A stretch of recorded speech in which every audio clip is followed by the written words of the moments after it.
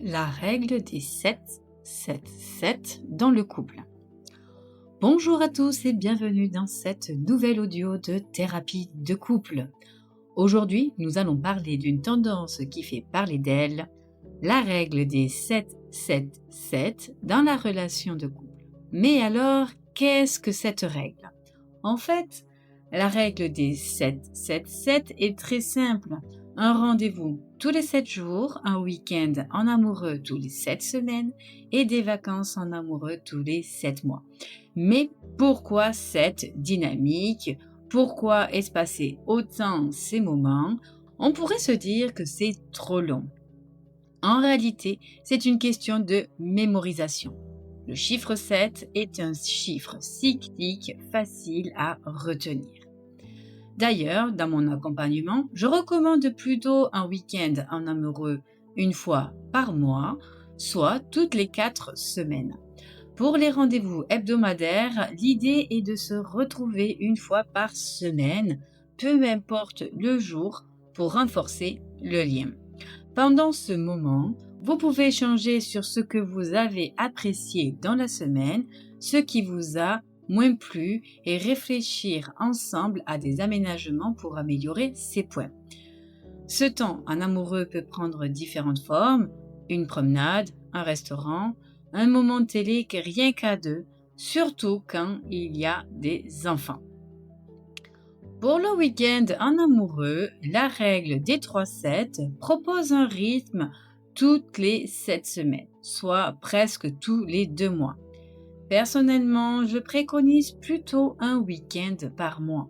Quand je parle de week-end en amoureux, cela signifie, par exemple, faire garder les enfants, si vous en avez, et partir du samedi après-midi vers 16 heures jusqu'au lendemain matin ou en tout début d'après-midi. L'objectif, passer une nuit et près de 24 heures sans les enfants pour permettre au couple de se retrouver. Si vous n'avez pas d'enfants, je vous invite tout de même à appliquer cette règle. Souvent, les week-ends sont consacrés aux sorties entre amis et on oublie de prendre soin du couple. Si c'est votre cas, inversez la tendance. Alternez un week-end en amoureux et un week-end entre amis. Mieux vaut éviter de passer tout son temps ensemble au risque de s'étouffer et de s'éloigner, voire d'aller jusqu'à la rupture. Je vous invite aussi à ne pas négliger votre famille et vos amis parce que vous êtes en couple. Je vois beaucoup de jeunes couples faire cette erreur. Ils veulent profiter l'un de l'autre à tout prix, mais vous avez toute votre vie pour cela. Prenez soin de vous en tant qu'individu et vous verrez que votre couple n'en sera que plus épanoui. Enfin, parlons de ce 3e 7, les vacances tous les 7 mois. Là, c'est un peu plus particulier.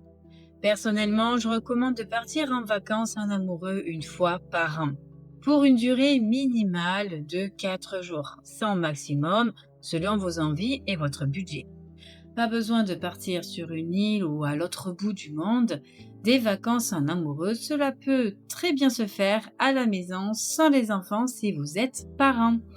L'important, c'est de pouvoir faire des choses pour vous, pour votre couple, sans vous préoccuper des tâches parentales. Vous pouvez aussi opter pour un séjour à l'hôtel, même pour 2 ou 3 nuits, si votre budget le permet. Et vous, quand avez-vous pris des vacances rien qu'à deux pour la dernière fois? Réfléchissez-y. 30% des couples qui voyagent ensemble se disent plus heureux et ces moments permettent de reconnecter le lien. La règle des 3-7 est donc une mesure facile à retenir, contrairement à un rythme comme une fois par semaine, un week-end par mois et des vacances une fois par an. Mais pourquoi mettre tout cela en place? Tout simplement pour créer du lien dans le couple, rallumer la flamme qui s'éteint au fil des années et surtout sortir de la routine du quotidien. Dodo, boulot, tâches ménagères et redodo. Ces moments permettent de se déconnecter et de se reconnecter à l'autre. Si cet audio vous a plu, n'hésitez pas à vous abonner. Chaque semaine, une nouvelle audio sur la thérapie de couple est publiée. Vous pouvez me retrouver tous les jeudis. Pour aller plus loin, rendez-vous sur mon site emilycdp.ch où vous trouverez mon livre Vivre à deux, les clés pour comprendre et harmoniser le couple, ainsi qu'un programme en ligne pour tous les couples qui souhaitent travailler sur leur relation sans passer par une thérapie traditionnelle. Ce programme est plus approfondi que de simples séances, car j'ai pris le temps d'aller plus en profondeur. Et si vous souhaitez un accompagnement personnalisé, vous pouvez toujours prendre rendez-vous.